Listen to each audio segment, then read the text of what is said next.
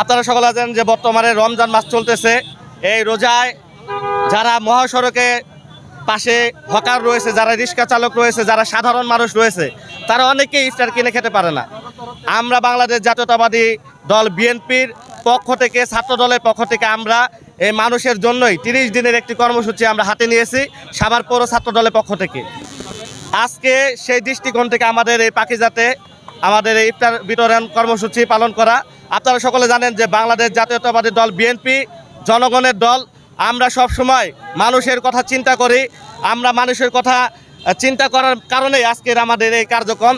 সেই সাথে বলতে চাই যে আমাদের তারেক রহমান আমাদের নির্দেশনা দিয়েছে যাতে আমরা মানুষের ঘরে ঘরে গিয়ে এই রোজায় যারা কষ্ট করতেছে তাদের সহযোগিতা করি। সেই সাথে আপনারা জানেন যে আমাদের নেত্রী বেগম খালেদা জিয়া কিছুদিন আগে ইন্তেকাল করেছেন। তার আত্মার মাগফিরাত কামনার জন্য আমাদের এই ভালো ভালো কিছু কার্যক্রম। সেই সাথে বলতে চাই যে বাংলাদেশ জাতীয়তাবাদী ছাত্রদল ফুল ও কলমের রাজনীতি বিশ্বাস করে। বাংলাদেশ জাতীয়তাবাদী ছাত্রদল মানুষের রাজনীতি করে। সেই দৃষ্টিকোণ থেকেই আজকের আমাদের এই কার্যক্রম।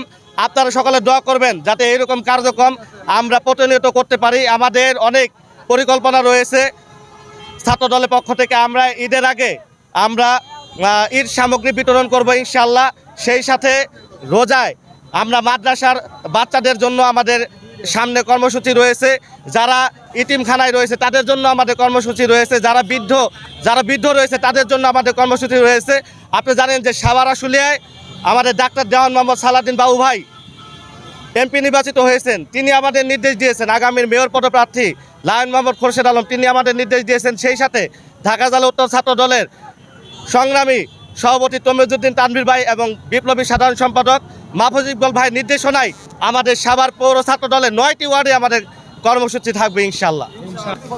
আপনারা জানেন যে বর্তমানে রমজান মাস চলতেছে। তো এখানে যারা রোজা রয়েছে এবং ভাসমান মানুষ, সাধারণ মানুষ, আমরা বাংলাদেশ জাতীয়তাবাদী ছাত্রদল সাভার পৌর শাখার পক্ষ থেকে আমরা আজকের এই ইফতার বিতরণ করতেছি। ইনশাল্লাহ আমাদের এই কার্যক্রম চলমান রয়েছে। আমাদের টার্গেট রয়েছে আমরা 30টি দিনে 30টি স্পটে আমরা ইফতার বিতরণ প্রোগ্রাম আমরা চলমান রাখবো ইনশাল্লাহ।